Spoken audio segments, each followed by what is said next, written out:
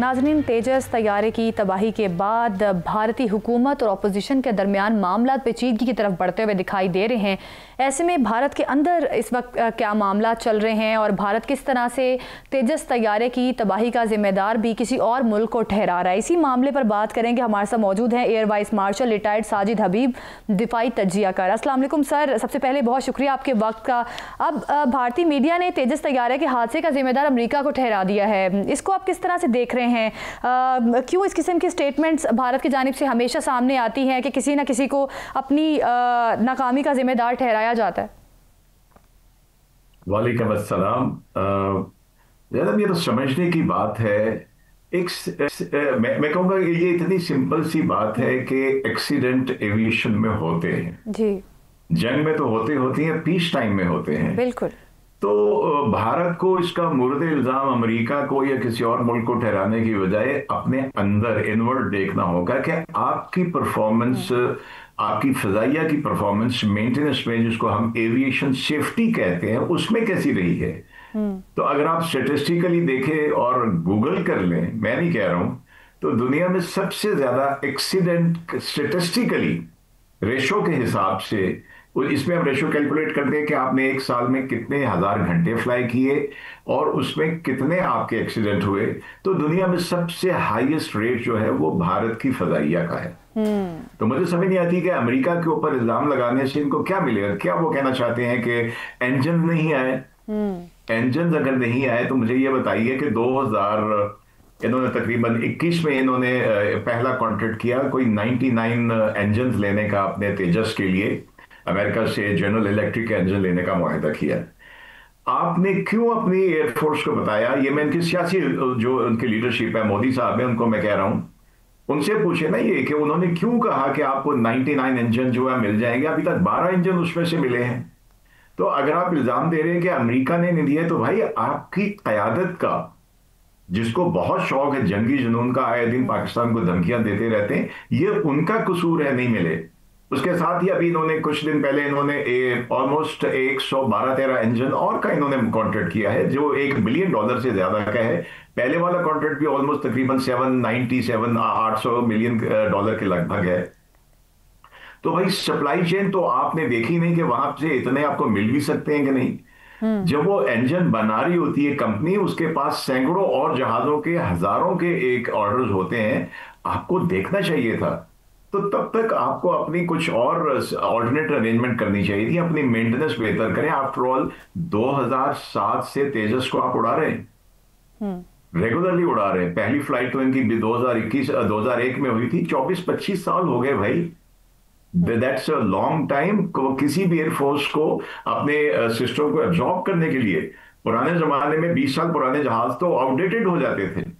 तो I think किसी को इल्जाम देना ये सिर्फ वो अपनी जिम्मेदारी से भागने वाली बात है। ठीक सर, भारत के अंदर अब इतने इस किस्म के इश्यूज हैं, लेकिन उसके बावजूद भारत पाकिस्तान को धमकियां देने से बाज नहीं आ रहा। अब इनके भारतीय वेस्ट कमांड के चीफ मनोज कात्यार ने एक बार फिर पाकिस्तान को धमकी दी है और ये भी कहा है कि ऑपरेशन सिंदूर में दुश्मन को बहुत नुकसान पहुंचाया। तो भड़के भी मार रहे हैं, धमकियां भी दे रहे हैं अपने इंटरनल इश्यूज को सॉर्ट करने की बजाय। तो इस स्टेटमेंट को आप किस तरह से देख रहे हैं? क्या अभी भी खतरा मौजूद है कि भारत आगे जाके पाकिस्तान को निशाना बना सकता है? देखिए, भारत पे जब तक मोदी बैठा है, कम से कम मैं तो जाती तौर पे समझता हूँ कि हमें बिल्कुल एतबार नहीं करना चाहिए। उसने 2 दफा हजीमत उठा चुका है मोदी के होते हुए, 2019 में और अभी फिर इस वाले में। और उसके बाद उनकी जो हजीमत है उसमें इजाफा होता जा रहा है। उन्होंने चाइना से, चीन से, उधर अक्साई चीन के इलाके में हजीमत उठाई है, वहां पे इनको मार पड़ी है। तो फिर क्या हुआ कि इन्हीं के होते हुए बांग्लादेश, जिसको बड़े फखर से इन्होंने एक कहा था कि जी हमने 2 कौमी नजरिया, उसको समंदर में डुबो दिया, अब वो उनकी गर्दन के ऊपर पांव रख के बैठा हुआ है कि भाई हमारी जो प्राइम मिनिस्टर उसको वापस करें। तो बनती तो इनके किसी के साथ है नहीं। तो ये जो जनरल साहब ने भी बात की है, इसको हमें इग्नोर करना चाहिए। उनकी मजबूरी है, मजबूरी 2 तरह से। ठीक है, उनका हक है कि अपने मोरल बूस्टिंग के लिए, अपने मीडिया को बताने के लिए ये करें, और वो उस हद तक तो ठीक है। लेकिन ये कहना कि अगर उन्होंने पाकिस्तान को इसमें बहुत नुकसान पहुंचाया सिंदूर में, तो भाई कोई एक गवाह ला दीजिए दुनिया भर में से। हमें तो अल्हम्दुलिल्लाह प्रेसिडेंट ट्रम्प का बाद जो उनके कमीशन ने, जो कि China, Russia, China, America, security और इकोनॉमिक रिलेशंस के ऊपर वो एक कमीशन है, उसने जो रिपोर्ट दी है वो कांग्रेस को आपने देख ली होगी, पढ़ ली, उसके ऊपर हम बात भी कर चुके हैं। और उसके बाद रफाल वालों ने, फ्रेंचीज ने कह दिया है कि रफाल का कोई इशू नहीं है, और यकीन कीजिए कि रफाल का कोई इशू नहीं है, ये रफाल उड़ाने वालों का इशू है सर। लेकिन इनकी वजह से तो रफाल की मार्केट भी डाउन हो गई है, इनको तो हर तरफ से हजीमत का सामना करना पड़ रहा है। अब तेजस तैयारे की मार्केट भी डाउन हो गई, शेयर्स नीचे गिर गए। जनाब मैंने कल भी एक बात कही थी कि जब ये वहां पे इनके भारतीय एयरफोर्स के ऑफिसर जो हमारे JF-17 के स्टॉल पे गए, ये बहुत अच्छा जेस्चर था और हमारे लोगों ने वेलकम किया, वो बहुत अच्छा जेस्चर था कि अखलाकियात तो रहनी चाहिए। तो मोदी को सोचना चाहिए, और उनकी टॉप ब्रास जनरल जो हर रोज उठ के कभी कहते हैं हमने जमीन पे इतना कुछ तबाह कर दिया, हम इनके ऊपर ये हमला करेंगे वो हमला करेंगे, सिंदूर अभी चल रहा है, कभी कभी उनको नीचे की तरफ देखना चाहिए कि आपके छोटे क्या कर रहे हैं। मुझे बड़ा अच्छा लगा था जाती तौर पे जब वो गए हमारे स्टॉल पे आए, हमारे जवान ने उनको चाय पूछी, पानी पूछा, और उन्होंने तस्वीरें बनाई।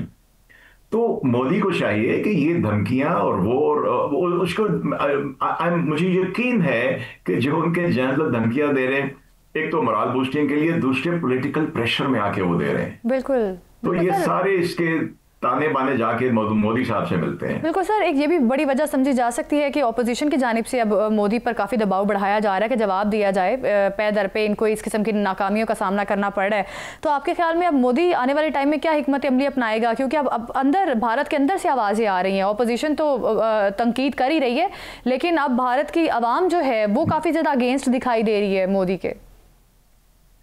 बिल्कुल आपने सही कहा, न सिर्फ वहां से आवाजें उठ रही हैं बल्कि उनके मीडिया में, आपको याद होगा कि जब हकाइक के बरक जो इनका गोदी मीडिया था, जब उसकी कलई खुलना शुरू हुई तो सबसे पहले उनके अपने सोशल मीडिया में, और all respects to Praveen Sohani साहब, उन्होंने तो खुलखला के कहा, बल्कि उन्होंने कहा कि अगर मैंने सच बता दिया कि एक्चुअली भारत का कितना नुकसान हुआ है तो भारतीय हुकूमत शायद मुझे उठा के ले जाएगी, उन्होंने कहा। तो बिल्कुल आवाजें उठ रही हैं, कांग्रेस से आवाजें उठी, और पॉलिटिकली भी, अगरचे बाहर में वो इलेक्शन जीत गया कि उसका वो एरिया है, लेकिन आप देखिए वहां पे बीजेपी ने किसी एक मुसलमान को भी टिकट नहीं दिया था, लेकिन 11 मुसलमान वहां से जीते हैं। और अब देखें कि ये जो सबसे बड़ी अकलियत उनकी मुसलमान है वहां पे। बिल्कुल। तो जो मोदी का सिर्फ ये नहीं कि उसको मिलिटरीली भारत को नुकसान पहुंचा उसके होते हुए, बल्कि उसका जो एक भारत का एक, मैं कहता हूं कि 15-20 साल पहले तक कुछ ना कुछ हद तक एक सेकुलर फेज था, वो फेज खत्म हो गया है। अब मौलाना अरशद मदनी ने, जो जमीयत उलमा हिंद के वो सदर हैं, कल उन्होंने जो उनकी तकरीर में सुन रहा था, जितनी लंबी तकरीर में सारा उन्होंने यही कहा कि मुसलमानों को आगे नहीं बढ़ने दिया जा रहा, उनको कोई कॉन्फिडेंस नहीं है कि वो भारत में रह के। तो जब ये कॉन्फिडेंस आपकी सबसे बड़ी अकलियत को नहीं होगा मोदी साहब, तो फिर और पाकिस्तान बनेंगे वहां पे। बिल्कुल सर, अब तो वज़ीर दिफ़ा ख्वाजा आसिफ ने भी यही बात कही है। उन्होंने कहा है कि अभी तक जंग का ख़तरा टला नहीं है, लेकिन सर एक बहुत बड़ा चैलेंज जो हमारे लिए इस वक्त है वो दहशतगर्दी है। पाकिस्तान के साथ साथ अब यूरोपीय यूनियन ने भी कह दिया कि अफ़गानिस्तान को दहशतगर्दी के ख़ात्मे में अमली किरदार अदा करना चाहिए, लेकिन अफ़गानिस्तान बातचीत और मुज़ाकरात की बजाय जब पाकिस्तान की जानिब से तजारती रास्ता बंद किया गया है तो वो भारत की आशीर्वाद लेना चाह रहे हैं। अफ़गानिस्तान से उनके वज़ीर भी गए हैं भारत। तो क्या समझते हैं कि वो तो अपने मुतबादिल ढूंढ रहे हैं बजाय इसके कि पाकिस्तान के साथ बात करें और दहशतगर्दी को कंट्रोल करें? ज़ैनब आपने बिल्कुल ठीक कहा, माजरत के साथ अफगानियों के जो ये हुक्मरान हैं, ये जो हरकतें कर रहे हैं, इससे इनको कोई फायदा नहीं होगा। अभी ये आपने कहा वो 5 रोजा दौरे पे इनका वजीर तजारत भारत गया हुआ है, तो कहां से लेके जाएंगे?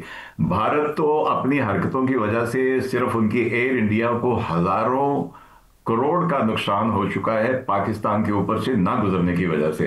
अभी उन्होंने मरमरा के दरखास्त की है चीन से, लेकिन चीन उनको कभी वहां से नहीं गुजरने देगा, क्योंकि वो जो रूट बनता है उनका यूरोप की तरफ जाने के लिए, वो सारा नीचे सेंसिटिव एरिया है, उनके बेसिस हैं। और ये तो वो इंडिया से अपना तो संभाला नहीं जा रहा, तो अफगानिस्तान कैसे वहां से चीजें लेके आएगा? तो सबसे बड़ी बात यह है कि आपने भी देखा होगा, कल एक रिपोर्ट थी कि जो बंदिश हुई है तिजारत की, जिसकी इनको समझ नहीं आई है। पाकिस्तान को कोई खास नुकसान नहीं है, हमारी तो अरबों खरबों की बचत है, जो स्मगलिंग होके आधी से ज्यादा चीजें वापस आ जाती थी हमारे अंदर। और जैसे उस रिपोर्ट में आपने देखा होगा कि वो कोई आम इस्तेमाल की चीजें नहीं होती थी, सामान्य आयुष होता था जिसके वो वापस आते थे। तो उनके हमारे क्या आता था, उनका ज्यादातर जो हमारे पास आती थी चीजें, चले कोयले के वो चूरे को छोड़ो वो एक आता था, लेकिन बाकी क्या आता था, फ्रूट आता था। फ्रूट को कहां संभाल के रखेंगे।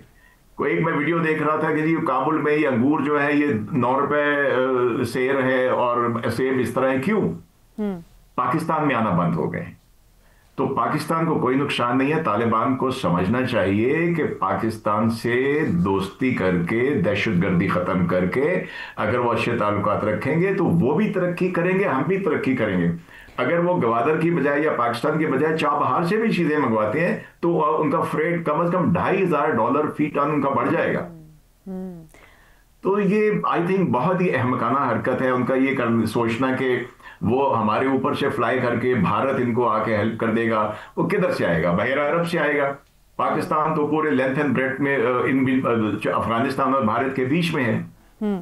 तो आई थिंक थोड़ी सी इनको सर, इस वक्त सबसे पहले बातचीत के जरिए कोई हल निकालना बड़ा ज़रूरी है। अफगानिस्तान आप समझ बिल्कुल सर, अब तुर्किया से एक वफ्द आ रहा है जो कि अफगानिस्तान आएगा और यकीनी तौर पे सालिस का रोल प्ले करेंगे ताकि पाकिस्तान अफगानिस्तान के दरमियान मुज़ाकरात को कामयाब बनाया जा सके। तो अब क्या इस पर उम्मीद रखी जा सकती है कि कोई हल निकाला जा सकेगा? उम्मीद हमेशा रखनी चाहिए, उम्मीद हमेशा रखनी चाहिए, और ख़ास तौर पे इसलिए कि जब अफगानिस्तान को बराबर नुकसान हो रहा है, उनके ऑलमोस्ट $145 मिलियन का उनको ऑलरेडी नुकसान हो चुका है, ये जो ट्रेड पाकिस्तान के थ्रू इनकी बंद हुई है। तुर्की हमारा बहुत ही सिंसियर दोस्त है, और आपने शायद देखा होगा कि भारत ने तुर्की के ऊपर भी इल्ज़ाम लगा दिया है कि वो जो उनके अपाची आने थे अमेरिका से, उसके रुकने की वजह जो है वो तुर्की है। और तुर्की के खिलाफ इनका मीडिया प्रोपेगेंडा कर रहा है, जिसका टर्किश रेडियो और टेलीविजन ने बहुत उसका मुदल्लल जवाब दिया है। तो तुर्की हमारा एक बेहतरीन दोस्त है। मैं तुर्की में रहा हूँ 4 साल। आप यकीन कीजिए ये वो मुल्क है जहां पे हुकूमत और हुकूमत की दोस्ती नहीं है, अवाम से अवाम की दोस्ती है।